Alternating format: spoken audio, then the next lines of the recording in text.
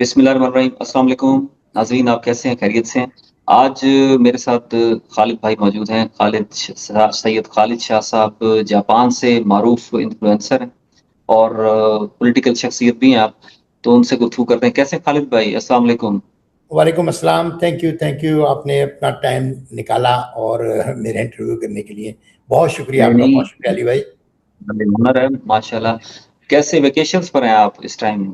Vietnam? जी हाँ, मैं इस टाइम वियतनाम में हूँ और अपने होटल से आपसे बात कर रहा हूँ क्योंकि पिछली दफ़ा थोड़ा सा जो हो गया था वो हम लोगों ने इंटरव्यू किया लेकिन वो टेक्निकल प्रॉब्लम आ गई थी। जी, जी। तो मैंने कहा कि चलें हो जाती वियतनाम है। से भी कोई मसला नहीं, जी, कोई आधा एक घंटे की बात है, कोई मसला नहीं है। बिस्मिल्लाह करें आप। जी, जी। सुनाइए कैसी गुज़री है आपकी? सब खैरियत से है? अल्लाह का शुक्र है, बहुत फर्स्ट क्लास। अल्लाह का बहुत करम है और तो सब सही है। ठीक है। आप खालिद भाई ये बताएं कि अर्ली लाइफ में जब आप पहली दफा जापान आए, जी जी। 80s होंगे, लेकिन 80s 90s में कोई अहवाल बताएं, किसी ने स्पॉन्सर किया या खुद से आए, क्या किया, पहला काम क्या था आपका? नहीं अली भाई, मैं एक मशहूर पाकिस्तान के एक्टर, उस वक्त में एक्टर नहीं थे, बाद में बहुत मशहूर हुए। तनवीर जमाल साहब, जी, शायद आप जानते हो, बहुत ड्रामों में काम किया। जी, सरदार जी, बिल्कुल। अवार्ड भी लिए उन्होंने और अभी उनका पिछले साल इंतकाल हो गया जापान में ही।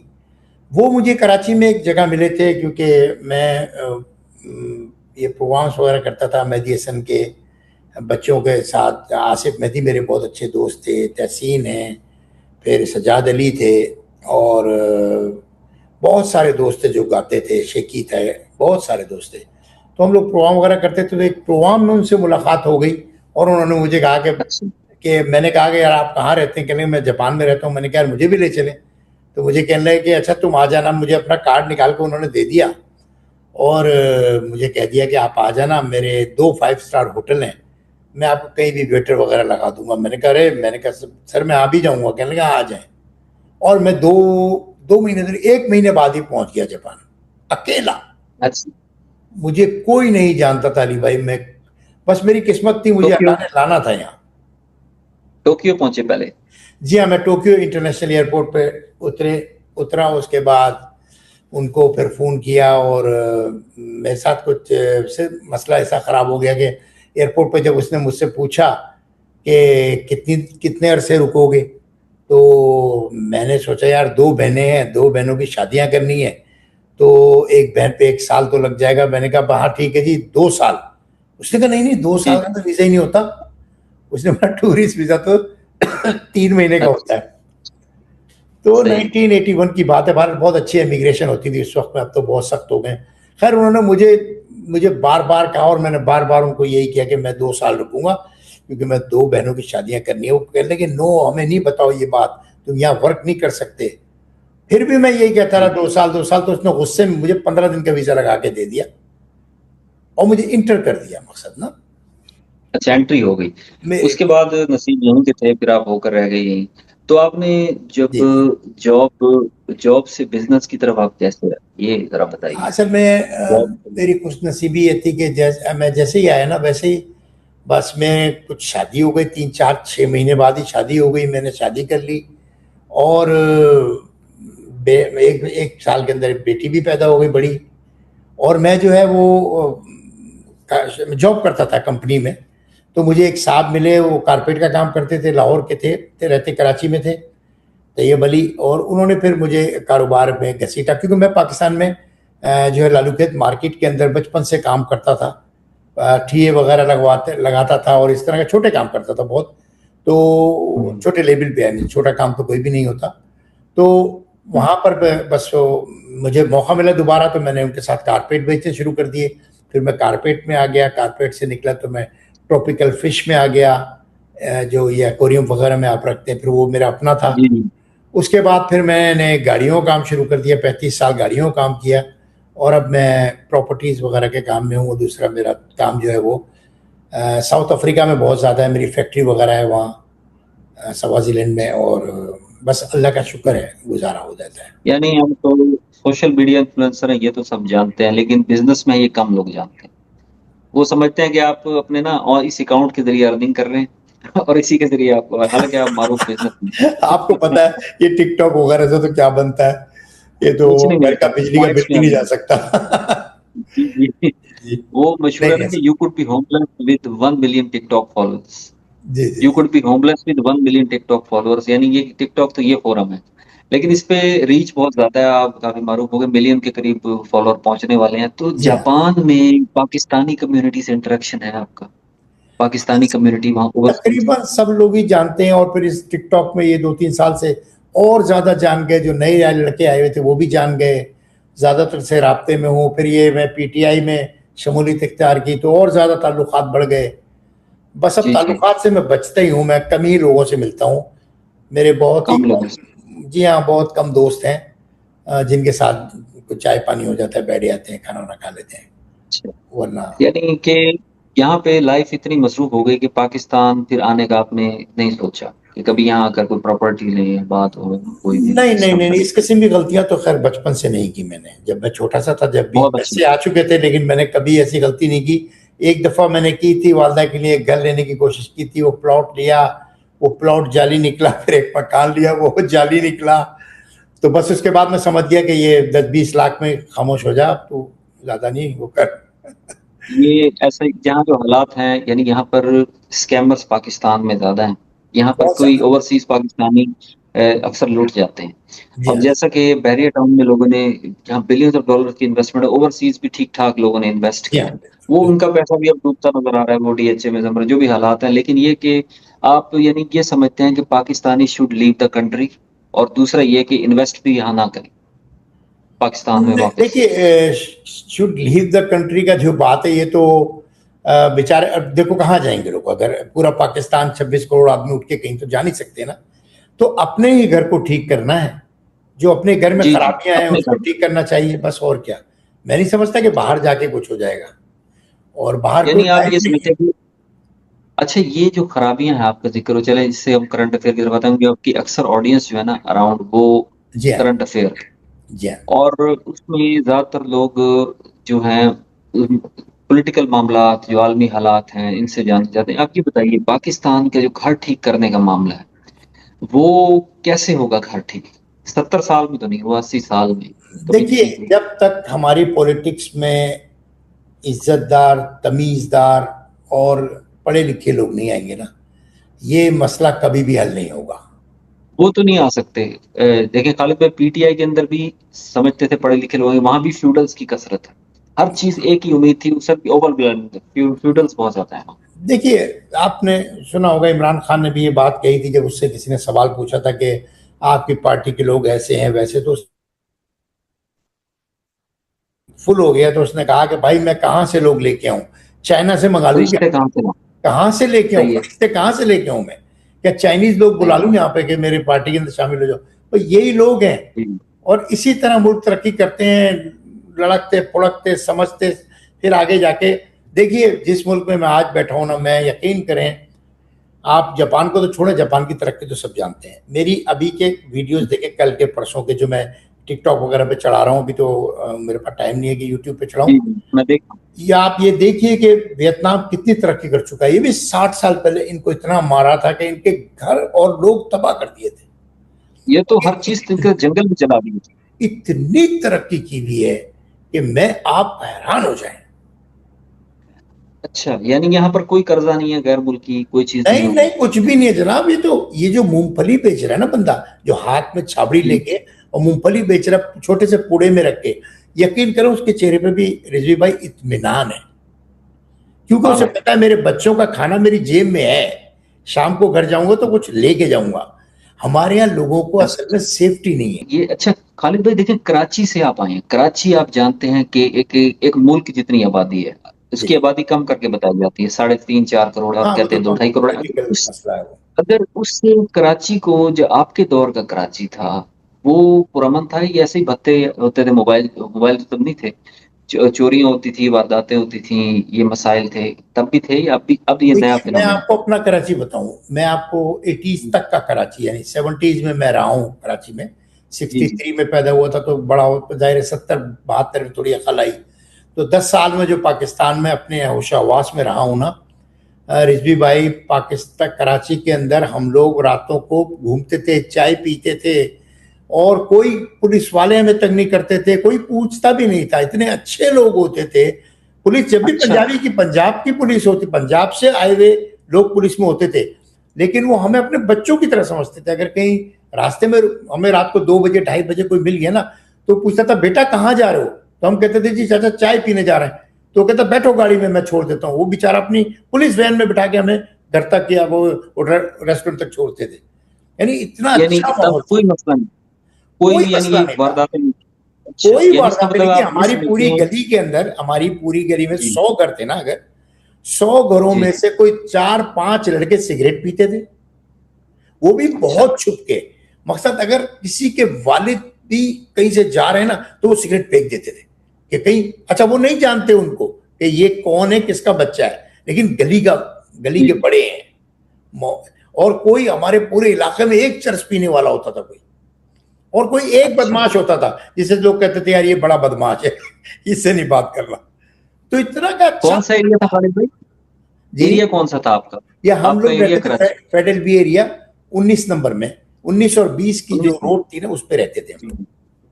अच्छा, नहीं आप ये समझते हैं कि ये कराची को वैसे ही जराइम की जद में आ गया बैड गवर्नेंस की वजह से, या प्लान करके इसे नहीं कुछ नहीं, रियासतों ने? कराची को तो शुरू से टारगेट किया गया। कराची में जब महाजिर आए थे, चाहे वो पीछे से उर्दू स्पीकिंग थे, पंजाबी थे, पठान थे, जो भी थे ना, जो लोग कराची आए थे वो बड़े पढ़े लिखे लोग थे, जिसमें मेरे वालिद साहब शामिल हैं।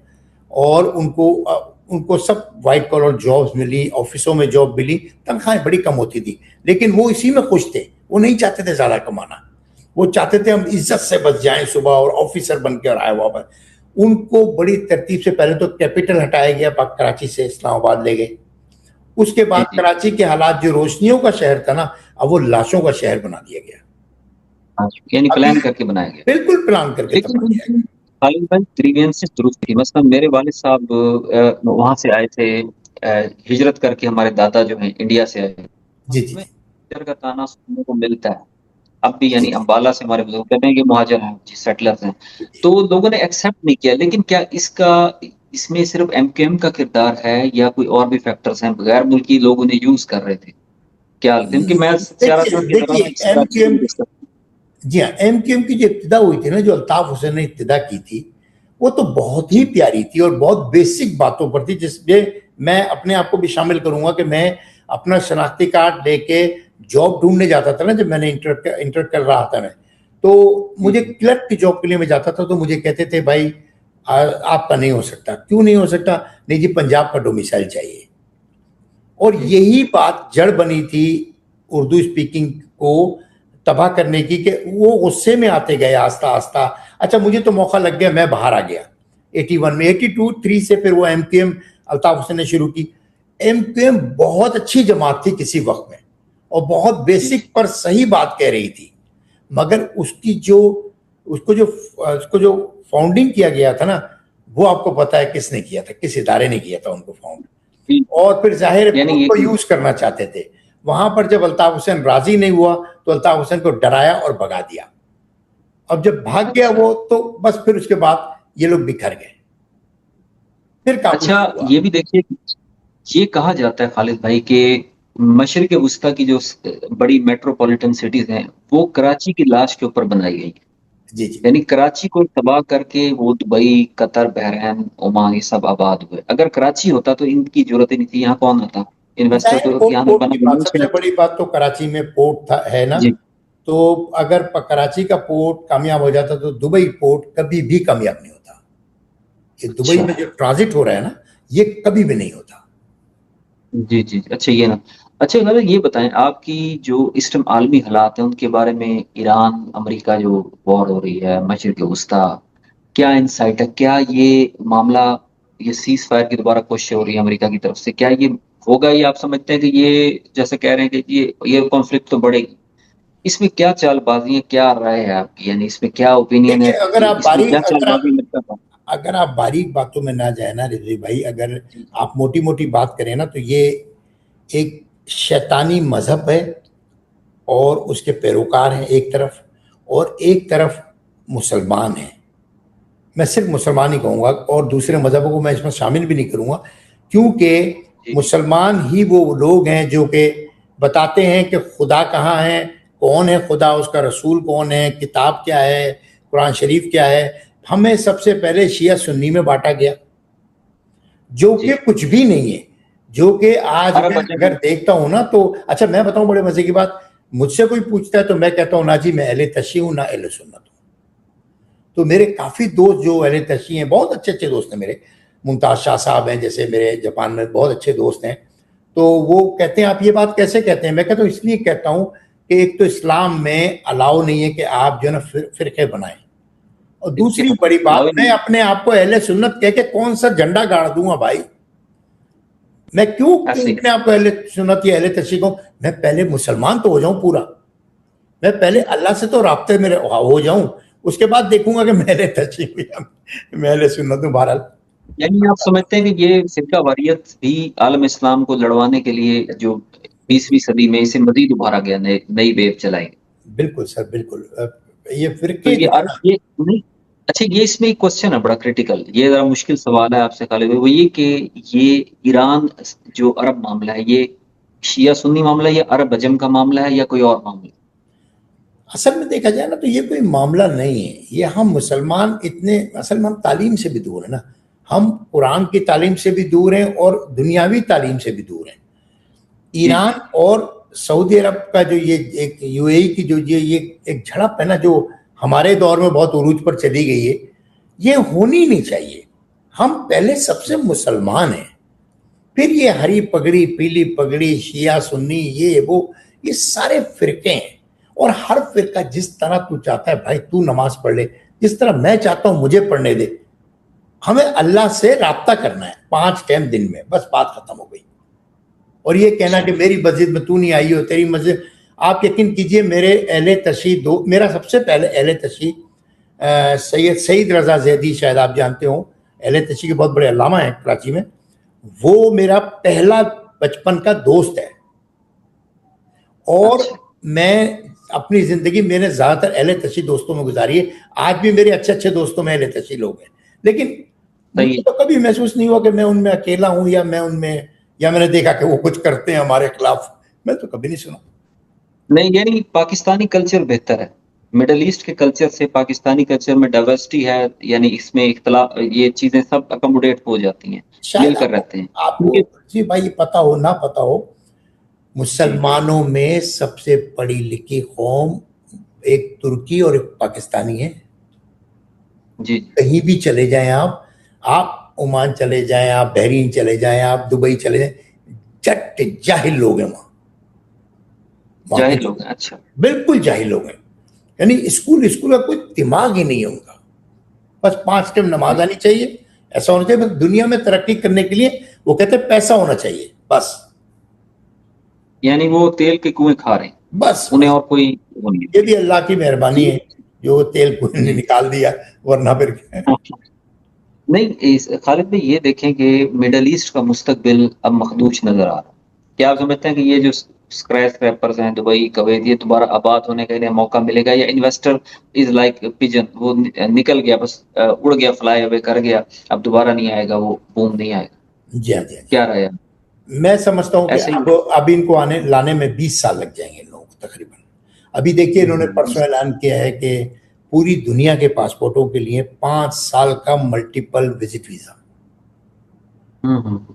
ये देखिए ना, कभी हमको ये 14 दिन का वीजा देने में कितने मसाइल करते थे, आप कह रहे हैं 5 साल का मल्टीपल विजिट वीजा, जब चाहो आओ जाओ आओ।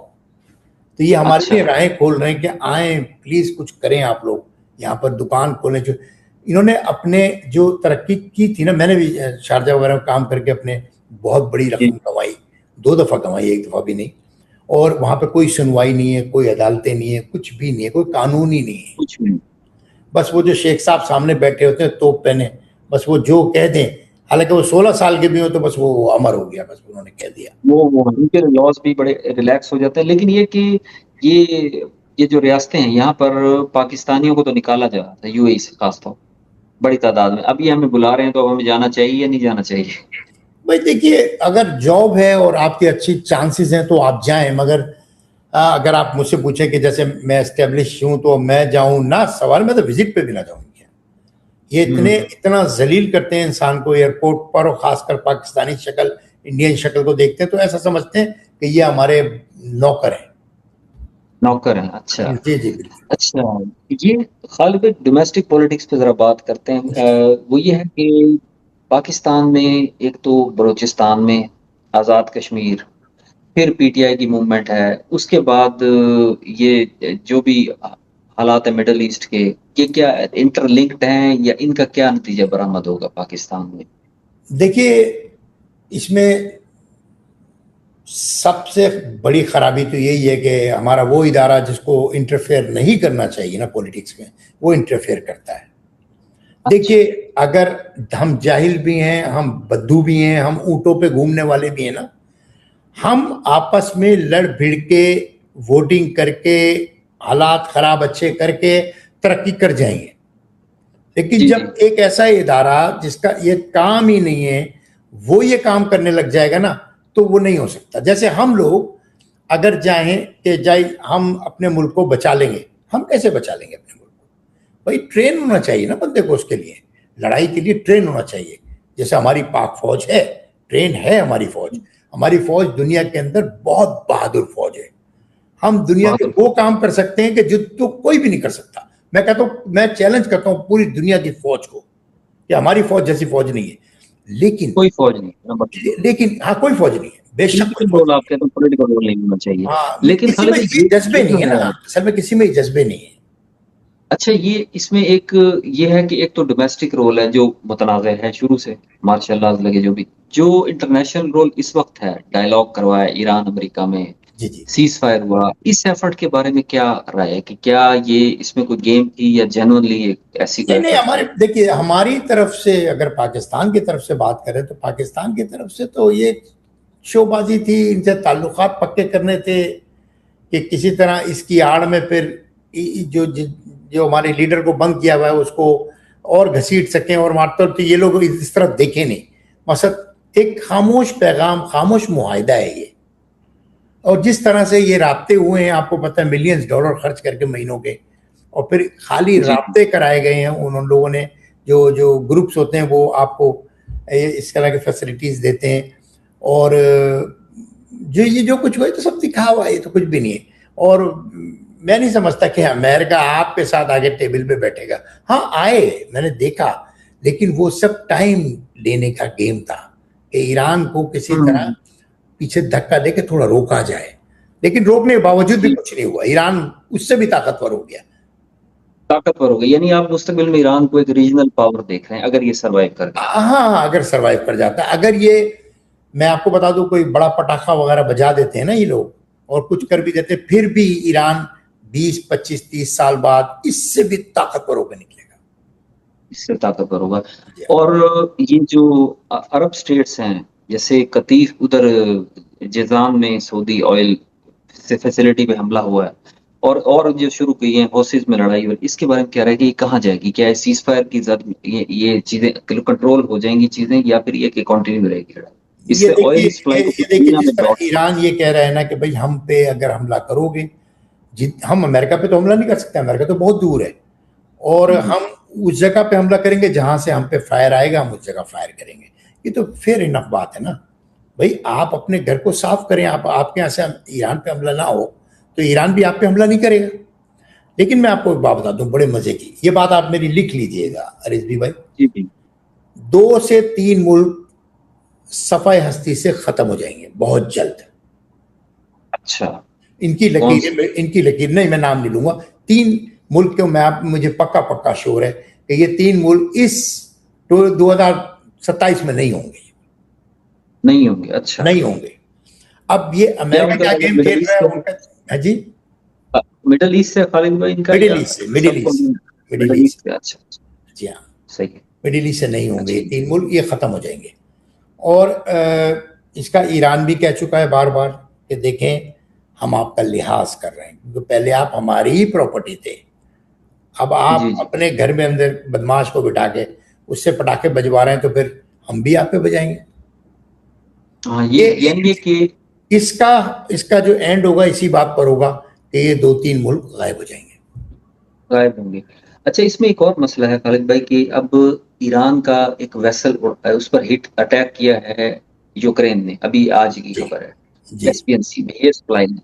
अब ईरान को इस जंग में कैस्पियन की लड़ाई में धकेलने की साजिश भी हो सकती है, या वैसे ही उसने पंगा ले लिया, लेकिन सब कुछ प्री प्लान्ड होता है जी तो क्या ईरान इस जंग में जाएगा या अवॉइड करेगा फिर बयानात तक, या हल्का फुल्का एक अटैक करके एक हो जाए? देखिए, ईरान जो है ना हर चीज की रिप्लाई करेगा और वो कर रहा है। आप देख रहे हैं गुज़िश्ता कितने माह से वो कर रहा है, हर चीज की रिप्लाई कर रहा है। जब ये लोग कहते हैं ना कि ईरान कमजोर हो गया, ईरान की फजाइया खत्म, ईरान की फजाइया तो थी नहीं भाई। जी, ईरान की कोई नेवी तो थी नहीं, को खास कुछ भी नहीं था, थोड़ा सा। वो अब सिर्फ यहाँ मिसाइल है, रॉकेट है, हाँ, ड्रोन है, मिसाइल है। देखिए इराक की जंग में ईरान के जो क्यादत थी ना, उसने देख लिया था कि इन्होंने इराक को कैसे तबाह किया है। तो ईरान जो है बड़ी बड़ी चीज़ों के पीछे नहीं भागा कि F-16 ले लें, हम लोग ये कर लें, हम लोग वो कर लें, बम बना लें हम। नहीं, उसने कहा कि जो भी ताकत मेरे पास हो ना वो सॉलिड हो, और मिसाइल और रॉकेट्स यानी के जरिए मिसाइल उसने रॉकेट देखे पूरी जंग जीत ली। पूरी जंग जीत ली है। और इससे अब क्या हमारे मुल्क में जो सिचुएशन है, पेट्रोल की प्राइसेस डेली बेसिस पे बढ़ रही, और गुर्बत बढ़ रही है, लोग बड़े गैर मुतमईन हैं, और जो प्रो गवर्नमेंट लोग हैं वो डिफेंड करना तो चाहते हैं, थोड़ी सी उनकी भी जबानें खामोश हैं। तो ये महंगाई कैसे कंट्रोल की जाए, इसका क्या हल है? पेट्रोल की प्राइसेस डेली बढ़ रही सबसे पहले रिजवी भाई हमारी क़यादत ठीक होनी चाहिए, सियासी मसाइल हल होने चाहिए। और जो लोगों का काम है कि जाके सरहद की हिफाजत करें, वो जाके सरहद की हिफाजत करें। सब कुछ तरीके में आ जाए ना। हमारी अदलिया ख़त्म हो चुकी है, हमारे पास कोई कानून नहीं है। हम जो ज़्यादा पैसे देता है वो अपना केस जीत जाता है। पाकिस्तान में गुज़िश्ता 20-30 साल से यही हो रहा है। है। और जी जी अब जी। तो बिल्कुल अदलिया ख़त्म हो गई है। अब तो ये अपने लड़ाई झगड़े के चक्कर में हमने अदलिया को तबाह कर दिया है। पहले तो हमें ये सब सब चीजें मजबूती से घेरनी पड़ेंगी, इनको सही जगह पे बिठाना पड़ेगा। फिर इनके सरबराह वो लोग होने चाहिए कि जो लोग ईमानदार हों और मुल्क के लिए कुछ करना चाहते हों। जी जी, मुल्क के लिए ये कुछ चीजें इतनी कमिटेड लोग। आसान नहीं है कि हम चाहें तो चुटकी बजा के बस पाकिस्तान को ठीक कर दें कि जी 5 लाख इन्वेस्ट आ रही है और अब $2 मिलियन आने वाले हैं, अब $70 मिलियन आने वाले हैं। ये सब बकवास है, कौन आपको पैसे देगा? पाकिस्तानी आके एक लेकिन मिलियन डॉलर नहीं लगाएगा आपके यहाँ बाहर से। उसकी वजह ये भी है खालिद भाई, मेरे एक दो एनालिस्ट से बात हुई, इकोनॉमिस्ट से, वो कहते हैं कि इसकी वजह Pakistan is an over regulated country. यहाँ बिल्कुल। इतने लॉज बना दिए हैं कि एक इन्वेस्टर को, जैसे मैं, हमारा ऑनलाइन काम है, मैं भी सोचता हूँ कि यार मुझे यहाँ से पकड़ लेते हैं, कभी इधर से, एक 7 पेमेंट गेटवे में से एक यहाँ पर अलावा है। तो वो कहते हैं अगर हम पैसा लाएं, इतनी स्क्रूटनी होगी कि हम तो फंस जाएंगे, जबकि दुबई में उनकी तरक्की का राज है, वो टैक्स फ्री स्टेट है। जी जी। अगर पाकिस्तान को टैक्स फ्री कर दिया जाए, कोई हिसाब किताब ना हो, तो यही बाहर का पैसा पाकिस्तानी यहाँ ले आए, तरक्की तो होगी। क्या क्या इस बारे में क्या ओपिनियन मैं है, या आपको ये बता सही दूं, बात? इस टाइम जो हालात है ना, पाकिस्तान को, जब तक पाकिस्तान की सियासी क़यादत सही नहीं बैठेगी ना, पाकिस्तान पे कोई ट्रस्ट नहीं करेगा। मैं नहीं कहता कि इमरान खान को बना दो वजीर आजम, इससे कुछ भी नहीं होगा। अब तो इमरान खान को भी बना दो तो इमरान खान को भी 20 साल लग जाएंगे, अपनी उम्र गुजार देगा वो, ये मुल्क ठीक नहीं होगा। इतना बिगड़ हम्म, गया है हालात। पाकिस्तानियों को बिगाड़ एहसास, ही सकता जी जी जी जी, पाकिस्तानियों को एहसास नहीं, पाकिस्तानी नहीं जानते ये कर्जे क्या होते हैं, ये अदायगियाँ कैसे होती हैं, हम किस तरह। यानी आप देखिए कि बिजली बनाने के लिए मंसूबा बनाया गया और बिजली के लिए वो पूरा प्लांट लगा दिया, और वो बिजली बनाए या ना बनाए उसको पैसे देने हैं हमने। ये क्या बात हो गई? पैसे देने। अच्छा, क्योंकि इनमें से वो हमारा ही है ना। आईपीपीज हमारे ही है ना, इसलिए हमने तो पैसे बिल्कुल लेने हैं आवाम से। बिल्कुल बिल्कुल यही बात है। बिल्कुल। ये इशू, लेकिन असल बात यह है कि आलमी पुष्टपनाही जरूर होती है, जी आलमी कुव्वतें, और ये सारी की सारी इस एक खराबी को सपोर्ट करती हैं, तो यहाँ पर होता है। लेकिन जापान में आप बैठे, जापान में ये खराबी क्यों नहीं है? हालांकि वो भी, उन्होंने बड़ी मार खाई, उनके बादशाह ने शिकस्तनामे पर जनरल डगलस मैकार्थर के सामने साइन किए, जिल्लत में शिकस्त थी, स्टिल दे सर्वाइव्ड। जी। डेवलपमेंट कैसे हुई? देखिए, एक तो कौमें भी ताकतवर होती हैं। बास टाइम ऐसा होता है कि किसी का भी कब्जा हो ना, अब ये जी वियतनामीज को ले लें आप, जापानीज को ले लें आप, थाईलैंड को ले लें आप, कितने पिटने के बावजूद कौम इतनी जो ना वो है, मेहनती है ना। हमारी कौम शॉर्टकट के चक्कर में जाती है कि अगर 200 रुपये आज में 2000 रुपये कमाने ना, शॉर्टकट में 2-3 घंटे में हो जाए बस ठीक है, मेहनत नहीं करनी पड़े। सबका नहीं कह रहा मैं, हमारी मेजोरिटी ऐसी है। जी। हमारे यहाँ 2 गलत नंबरी का और मसला है। गलत और सही का कॉन्सेप्ट खत्म हो चुका है।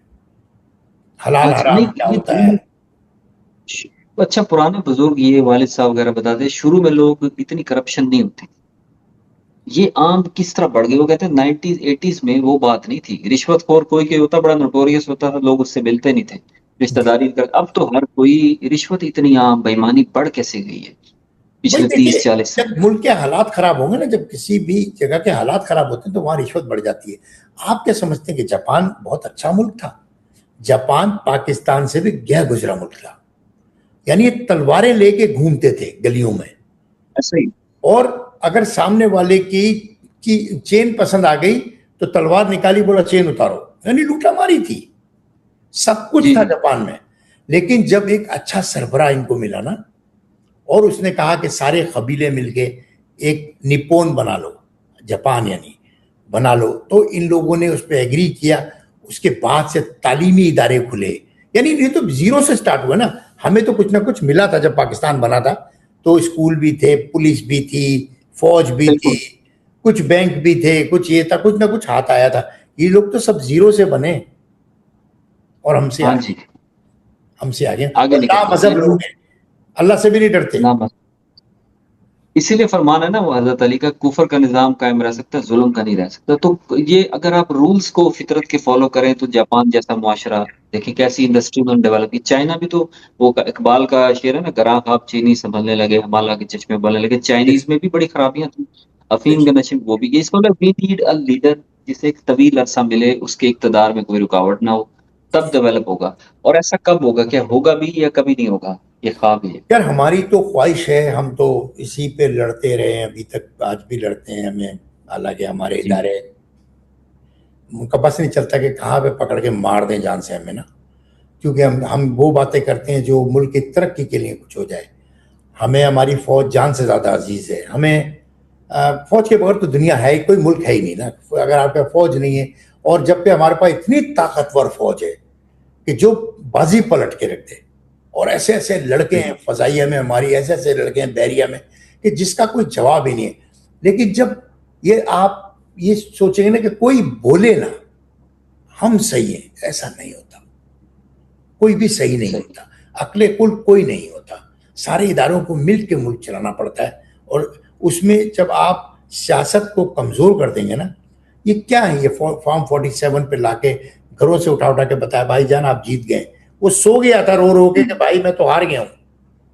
हार तो गए। उठाया सुबह 4 बजे के भाई आप पता नहीं। जीत गए, जाइए पार्लियामेंट जाइए, आप आपकी तो आज हार पहनाए जाएंगे आपको। जबरदस्त। अच्छा, ये जो है ना हमारा डिस्ट्रिक्ट लिया है, लिया वह एक डिस्ट्रिक्ट है अच्छा, जिसमें 7 आउट ऑफ 7 पीटीआई जीत गई, कोई सीट अच्छा, पे कोई भी नहीं।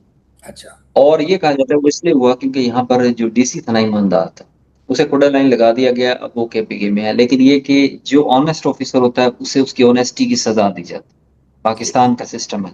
जी, तो ये यानी आप, अच्छा खालिद भाई ये बताएं, आपकी जो फैमिली है, आप तो सोशल मीडिया पर है, जी। आपके बच्चे भी कोई सोशल मीडिया पर है या सब अपना काम करते नहीं जी, मेरे सब बच्चे अपना अपना काम करते हैं और अपनी अपनी कंपनियां हैं उनकी। और अपना काम करते हैं वो लोग, बस एक हैं? ही छोटा शादीशुदा ही, हैं? छोटा मेरे साथ है बस। अच्छा अच्छा, छोटा साथ है बच्चे, यानी आपके अभी प्रोसेस में, अपने शादीशुदा हो गए कैरियर। हैं, सब अपने अपने घरों के हैं, बच्चों वाले हैं। अच्छा, और सब अपनी। कोई साउथ अफ्रीका भी है? South Africa. जी हाँ, मेरा बेटा वहाँ साउथ अफ्रीका में। और बिजनेस हो। जी, जी, जी। अच्छा, यानी अब आप यहाँ पर पूरी तरह सेटल्ड हैं, सोशल मीडिया संभाला हुआ है, और आपने पॉलिटिक्स भी ज्वाइन की हुई है, लाइफ ठीक हाँ, जा रही है। पॉलिटिक्स, हाँ, मेरा कारोबार भी है तो मैं कारोबार में ज़्यादा बिजी रहता हूँ। सोशल मीडिया तो कोई सब छोटा मोटा दिन के अंदर एक दो चार क्लिप चढ़ा देता हूँ। और लेकिन आपकी पहचान सोशल मीडिया पर है, ये भी माने आप जी हाँ, खालिद भाई। बिल्कुल बिल्कुल पहचान सोशल मीडिया आपकी, से। क्योंकि आपको जहाँ जाते हैं लोग पहचानते हैं, क्योंकि आप मुख्तलिफ एयरपोर्ट्स पे लोग आपको मिलते होंगे, बिल्कुल कुछ लोग मिलते हैं। आपको पहचाने, कुछ कर सर ये भी, मैं क्योंकि हैरान हो मिलियन गया के कि करीब थे। वियतनाम में मैं उतरा हूँ एयरपोर्ट पे, और अच्छा, वियतनाम में इंडियंस बहुत आते हैं ना यहाँ पे घूमने के लिए। जी जी। तो मुझे अभी तक 2-3 दिन के अंदर को तकरीबन 10 से ऊपर कपल्स या अकेले लोगों ने अप्रोच किया, मिले, और बड़ा मुझे चाय पीने हैं और ये करें वो करें। और बहुत ऐसा लोग इस तरह पहचानते हैं, मोहब्बत करते हैं बहुत ज़्यादा। अच्छा, ये यानी ये अच्छा, आप सोशल मीडिया पे अब आप जो है पॉलिटिक्स पर बात करते हैं, मज़हब पर बात करना कभी पसंद किया आपने? मज़हब, रिलिजन? असल में मेरी इतनी मालूमात नहीं है, तो मैं नहीं चाहता मज़हब पे बात करूँ, क्योंकि कोई बात गलत मुँह से निकल जाए, वो किसी का दिल आज़ारी हो तो वो अच्छा नहीं होता। और जो बात नहीं पता हो इंसान को, वो नहीं बोलनी चाहिए मेरे ख्याल में। नहीं बोलनी चाहिए। जी, जी। तो वियतनाम में स्टे के बाद आप जब वापस जाएँगे तो आप अभी आप रूटीन पे वीलॉग कर रहे हैं, मैंने नोट किया कि आपके वीलॉग्स शॉर्ट नहीं हो रहे। जी, हालाँकि जी। आप यहाँ वेकेशंस पे मौजूद हैं, नहीं, उससे तो कोई बड़ा अच्छा ताल्लुक है। नहीं है। मैं तो कहीं पे भी होता हूँ, व्लॉग मेरे जारी रहते हैं। जारी रहते हैं, माशाअल्लाह। जी, जी। अच्छा खालिद भाई, बड़ा अच्छा लगा डिस्कशन करके, आपकी पर्सनल लाइफ के बारे में लोग जानना चाहते थे, मैं भी तो ये बड़ा अच्छा हो गया। इंशाल्लाह सेशन जारी रहेंगे। कोई मैसेज जो देना चाहें ना आप, पाकिस्तान के दोस्त जो आपके फैंस हैं, आपकी जो नौजवान नस्ल है हमारी, उनके लिए क्या पैगाम है कि यानी देखिए, एक सबसे बड़ी बात तो मेरे, तो आप सारे क्लिप देखते होंगे, व्लॉग भी देखते जी, होंगे। उसके अंदर मैं यही बात करता हूँ कि इंसान को ईमानदारी से ज़िंदगी गुज़ारनी चाहिए और सच और जी, हक पर डट जाना चाहिए। चाहे वो सामने कितना बड़ा भी दुश्मन हो, इसकी बिल्कुल परवाह नहीं करनी चाहिए। और अपने मुल्क के जी, लिए, किसी भी जगह आप दुनिया में रहते हैं ना, और पाकिस्तान में भी रहते हैं, तो अपने मुल्क के लिए सोचना चाहिए। चले, सोच तो सकते हैं आप, अगर कर कुछ नहीं सोच सकते, सकते सोच सकते हैं, थोड़ा बहुत बोल सकते हैं तो बोलें, दिखा सकते हैं तो दिखाएं। और अगर आप मुल्क से बाहर रहते हैं तो अपने अपना किरदार ऐसा पेश करें कि लोग कहें कि यार मैं फला पाकिस्तानी से मिला था, तो यार जवाब नहीं, बहुत नफीस आदमी था। तो ये चीज़ें हर सब में होनी चाहिए। और अपने मुल्क की तरक्की के लिए दुआ करें, बल्कि कोशिश भी करें। अगर आप पाकिस्तान में हैं तो जो कोशिश आप कर सकते हैं कानून में रह के, वो आप ज़रूर करें। जी, जी। चलिए, बहुत शुक्रिया खालिद भाई, बहुत अच्छा लगा। इंशाल्लाह ये मज़ीद भी डिस्कशन जारी रहेगी करंट अफेयर्स पे। बहुत शुक्रिया, थैंक यू। अपना थैंक यू ख्याल very much sir, thank you very much, अस्सलाम रखिए। वालेकुम। हो गया जी, जी हाँ, हो गया। रिकॉर्डिंग हो गई, सेव कर लें।